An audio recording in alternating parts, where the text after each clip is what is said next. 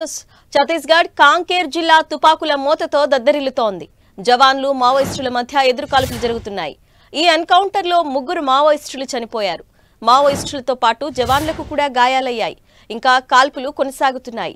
తెలంగాణ ఛత్తీస్గఢ్ సరిహద్దులో హైలైట్ ప్రకటించారు పోలీసులు. భద్రాచలం బీజేపీ సంకల్ప యాత్రకి ఛత్తీస్గఢ్ సీఎం విష్ణుసాయి వస్తున్నారు.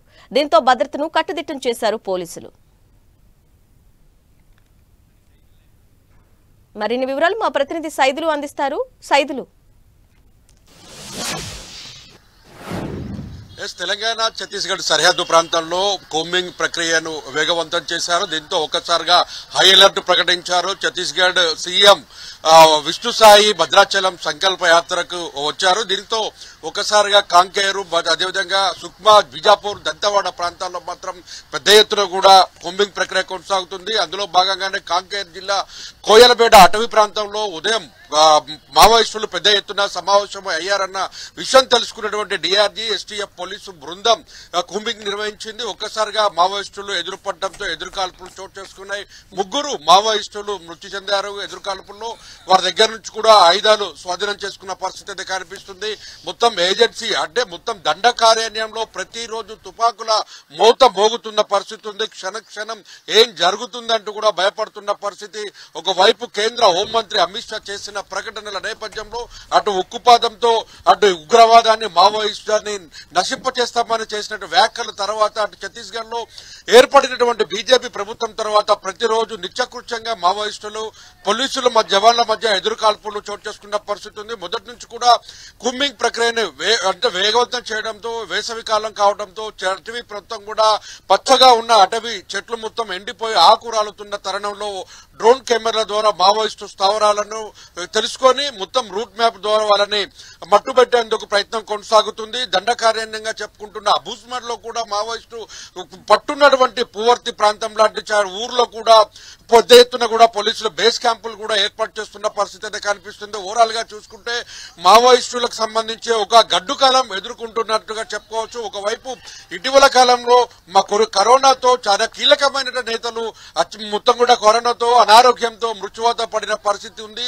ఆ తర్వాత చాలా కీలకంగా ఉన్నటువంటి మోస్ట్ వాంటెడ్ గా ఉన్న మడివి హిడ్మా కోసం గాలింపు చర్యలు చేపడుతున్న పరిస్థితి ఉంది. దాని కోసం బేస్ క్యాంపులు ఎక్కువగా నిర్వహిస్తున్న పరిస్థితి అయితే ఉంది. బేస్ క్యాంపులతో కూంబింగ్ ప్రక్రియను వేగవంతం చేస్తున్న పరిస్థితి నేపథ్యంలో ఒక్కసారిగా మావోయిస్టులకు ఎదురు దెబ్బ తగులుతున్నట్టుగా మనం చెప్పుకోవచ్చు. ఎందుకంటే ప్రతిరోజు మావోయిస్టులకు ఎదురుకాల్పుల్లో గాయాలవుతున్న పరిస్థితి, మృత్యువాత పడుతున్న పరిస్థితి అయితే ఉంది. అదే స్థాయిలో గిరిజనులను రిక్రూట్మెంట్ చేసుకుంటున్న పరిస్థితి కూడా కనిపిస్తుంది.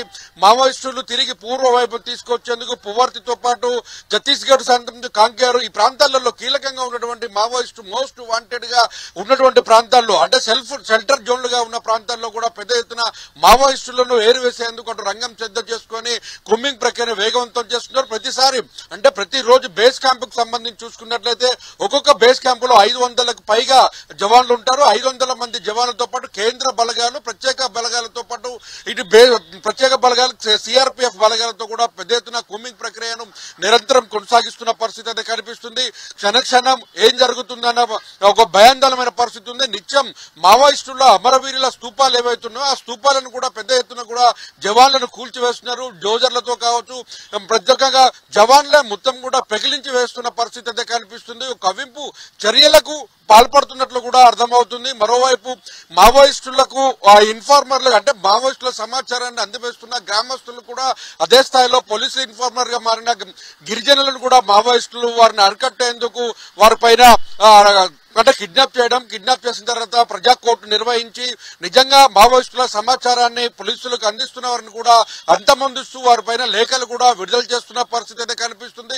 ఛత్తీస్గఢ్, ఆంధ్ర సరిహద్దుతో పాటు ఏఓబి సరిహద్దు ప్రాంతాల్లో కూడా చాలా కీలకంగా మావోయిస్టులను వేరువేసేందుకు అటు కేంద్ర, తెలంగాణ, ఛత్తీస్గఢ్, ఆంధ్ర, ఒరిస్సా, మహారాష్ట్రకు సంబంధించిన ప్రత్యేక బలగాలు కూడా పెద్ద ఎత్తున కూడా కూంబింగ్ ప్రక్రియలో పాల్గొంటున్న పరిస్థితి అయితే కనిపిస్తుంది. ఓవరాల్ గా చూసుకుంటే వేసవి కాలం పూర్తి స్థాయిలో కూడా మావోయిస్టులకు గడ్డుకాలంగా మారిందనుకో చెప్పుకోవచ్చు. చాలా కీలకంగా అంటే కరోనా తర్వాత అంత పెద్ద ఎత్తున కూడా నష్టం జరుగుతున్న పరిస్థితి మావోయిస్టులకు ఎదురవుతున్నప్పటికీ కూడా అదే స్ఫూర్తితో మావోయిస్టులు ఎక్కడ కూడా తమ భావజాలాన్ని తమ అనుకున్న లక్ష్యాన్ని మొత్తం చాటుకుంటూనే మావోయిస్టులు కొత్త రిక్రూట్మెంట్ చేసుకుంటూ కూడా వాళ్ళ రిక్రూట్మెంట్ కార్యక్రమాలను వేగవంతం చేస్తూ జవాన్లను టార్గెట్ చేస్తూ ఐఈడీలను కూడా ఏర్పాటు చేస్తున్నారు. ఐఈడీలను పేల్చి మావోయిస్టుల కోసం రాకుండా ఉండేందుకు జవాన్లకు అడ్డుకట్టలు వేస్తున్నప్పటికీ పెద్ద ఎత్తున కూంబింగ్ ప్రక్రియలో ఐఈడీలను వెలికితీస్తూ నిర్వీర్యం చేస్తూ మావోయిస్టు స్థావరాలపై పెద్ద ఎత్తున దాడులకు పాల్పడుతున్న పరిస్థితి కనిపిస్తుంది. ఇప్పటికే 3 మావోయిస్టులు చనిపోయినటువంటి వారి మృతదేహాలను కూడా పోలీసులు స్వాధీనం చేసుకున్నారు. వారి దగ్గర నుండి కూడా ఆయుధాలు స్వాధీనం చేసుకున్న పరిస్థితి కనిపిస్తుంది. ఓవరాల్ గా చూసుకుంటే బేస్ క్యాంపుల సంఖ్య రోజు రోజుకు పెంచుకుంటూ మావోయిస్టులకు చాలా కీలకంగా పట్టు ఉన్న గ్రామాలలోకి చొచ్చుకుపోతున్న పరిస్థితి కనిపిస్తుంది. Right Saidulu, thank you.